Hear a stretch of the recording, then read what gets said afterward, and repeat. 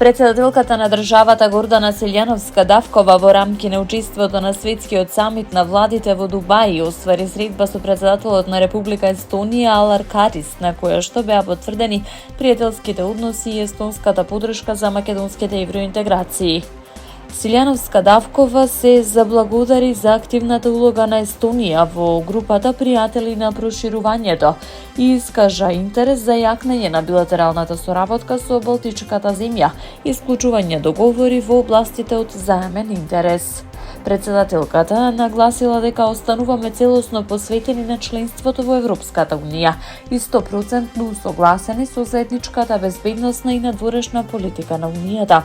Таа го реафирмираше ставот дека евроинтеграцијата на Балканот е стратешка потреба за стабилноста и безбедноста на Европа. На средбата била поздравена соработката во областа на дигитализацијата, реализирана во партнерство со Центарот за меѓународен развој на Естонија, соработката со Балтичкиот коледж за одбрана во Тарту, како и со Центарот за сајбер одбрана на НАТО во Талин.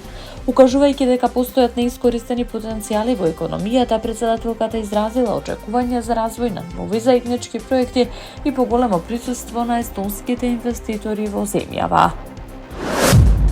Во текот на вчерашниот ден преку системот Безбеден град констатирани се вкупно 651 прекршок, како што информираат од Министерството за внатрешни работи. Од нив за минување на црвено светло констатирани се вкупно 50 прекршоци. За возење со брзина поголема од дозволената констатирани се вкупно 585 прекршоци. За нерегистрирани возила 16 прекршоци. При тоа изречени се вкупно 58 забрани за управување на моторно возило.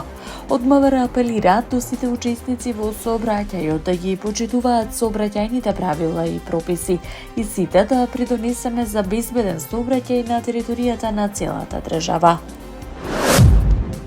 Прво кампања па примена на законот против пушењето, побарале угостителите на средбата со државниот секретар во Министерството за економија и труд. Како што информира денеска министерот за економија и труд Бесар Дурмиши, идната недела најверојатно ќе се одржи уште еден состанок на кој ќе бидат присутни и тој и министерот за здравство, а ќе се разгледаат сите можности. Дурмиши не информираше дали можеби ќе се пролонгира имплементацијата на законот која треба да почне од 1 март, но напомена дека целта е грижа за јавното здравје. На предстојниот состанок потенцира ќе се донесе одлука што ќе биде прифатена од сите засегнати страни, вклучувајќи ги угостителите. Ги слушнавме забелешките на угостителите кои побарале одреден временски период до стапување во сила на законот, односно да одиме прво со кампања, па потоа со информација додека почне примената, за да бидат на некој начин подготвени. Ќе им повториме која е целта и на крајот ќе донесеме одлука што ќе биде прифатена од сите засегнати страни, вклучувајќи ги и гостителите, истакна Дурмиши. Генералниот секретар на НАТО Марк Руте денеска е во посета на Киев, кој беше погоден од тешки руски напади во текот на ноќта.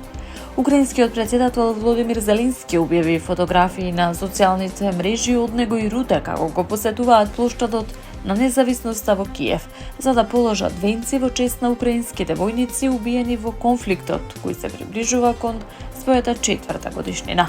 Посетата на Руте доаѓа откако украинскиот министер за енергетика Денис Шмихал ја обвини Москва за обид за зимски геноцид во услови на големи напади врз енергетската инфраструктура на земјата, со што се става крај на еднодневната пауза. Нападите се случуваат и покрај предстојните разговори меѓу украинските и руските представници закажани за среда и четврток во Абу Даби со посредништво на Соединетите Американски држави.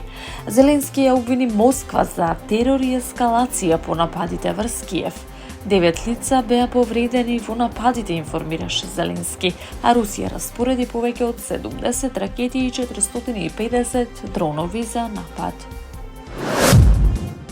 Бившиот американски председател Бил Клинтон и неговата сопруга Хилари Клинтон се согласија да сведочат во конгресната истрага за покојниот сексуален престапник и педофил Джефри Епстин. Ова следува неколку дена пред гласањето дали тие да бидат обвинети за непочитување на законот поради одбивањето да се појават пред надзорниот комитет на представничкиот дом. Бил Клинтон се дружал со Епстин, но негираше дека знаел за неговите злосторства. Тврди дека ги прекинал контактите со него пред 2 децении. Не е познато кога ќе се одржат сведочењата, но тоа ќе биде прв пат поранешен американски претседател да сведочи пред конгресен панел. Бил и Хилари Клинтон претходно рекоа дека веќе му доставиле на комитетот изјави под заклетва и ограничените информации што ги имале за Епстин. Името на Бил Клинтон се појавува како и името на актуелниот претседател Доналд Трамп и на бројни други политичари и личности од јавниот живот во објавените документи поврзани со Епстин. Дневниците за приватниот авион на Епстин покажуваат дека Клинтон бил на 4 меѓународни лица во 2002 и 2003 година. Тој се појавува на неколку фотографии од истрагата за Епстин, што ги објави Конгресот во изминатите месеци. Во Скопје електричните тротинети се почесто се користат спротивно на правилата. Ги користат и деца помлади од 14 години, се возат по коловоз меѓу автомобили, се возат по тротоари со голема брзина и по улици каде што воопшто нема предвидени патеки. Факт е дека секој што ги користи електричните тротинети во најголем дел од времето не ги користи согласно пропишаните правила. Дел поради недостиг на инфраструктура, но голем дел и поради непочитување на сообраќајните прописи. Во пракса девијациите станаа секојдневие. Се вози со повеќе лица на еден тротинет, се минува на црвено, се поминува преку пешачки премини без симнување, се вози спротивно од насоката на сообраќајот, се движи меѓу пешаци без намалување на брзината. Посебен проблем е возењето во ноќни услови. Голем број од корисниците се движат без светличка и рефлектирачка опрема, што значително ја зголемува опасноста од сообраќајните незгоди и за нив, и за пешаците, и за возачите. Иако на почетокот од веведувањето на електричните тротинети имаше најави за засилени контроли и казни, како и за неколку акции од полицијата, денес ваквите контроли се ретки и недоволно видливи. Во меѓувреме бројот на тротинети на улиците постојано расте. Дополнителен проблем представува и системот Safe City, кој не е технички прилагоден да ги регистрира прекршоците што ги прават возачите на електричните тротинети. Системот не може да евидентира возење по тротоар, небезбедно движење меѓу пешаци или управување без светлосна опрема.